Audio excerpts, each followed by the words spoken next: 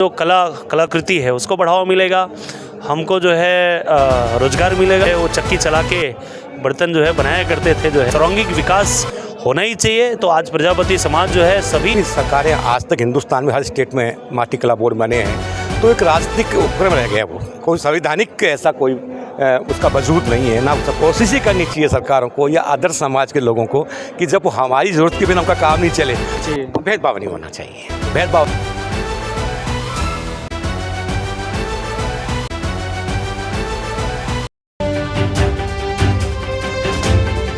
News एसाबी शेर भारत। इस वक्त वसई मुंबई में हूँ।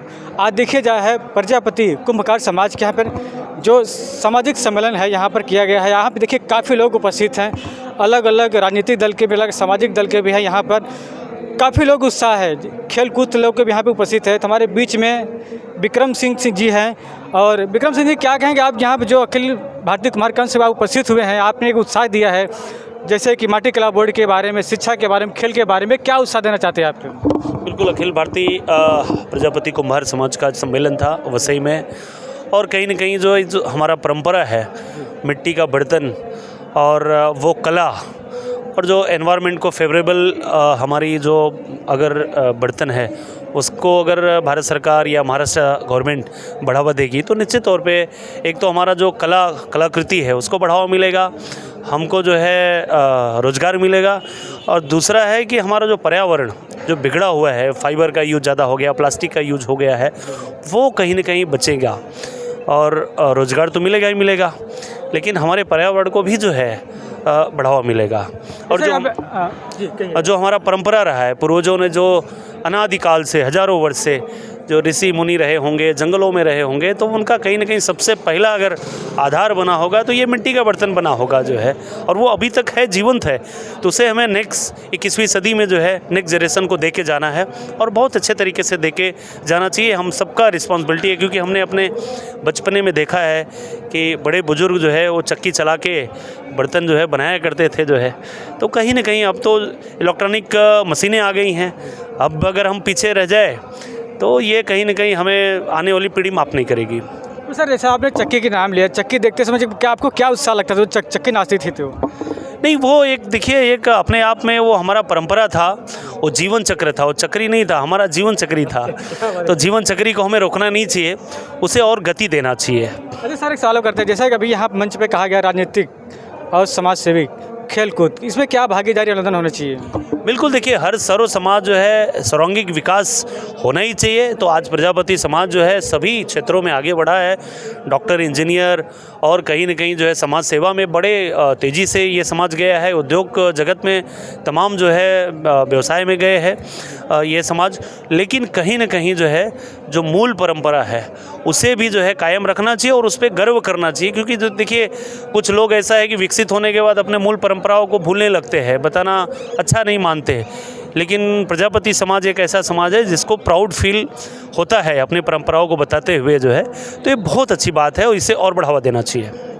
क्या कहेंगे आप, राजनीतिक दल में कहेगा इनको भागीदारी लेना चाहिए? बिल्कुल, भागीदारी होना ही चाहिए। जो है हर व्यक्ति का मौलिक अधिकार है राजनीति में, और राजनीति में आना चाहिए और आगे बढ़ चढ़ के जो हिस्सा लेना चाहिए। सांसद, विधायक, मंत्री, प्रधानमंत्री।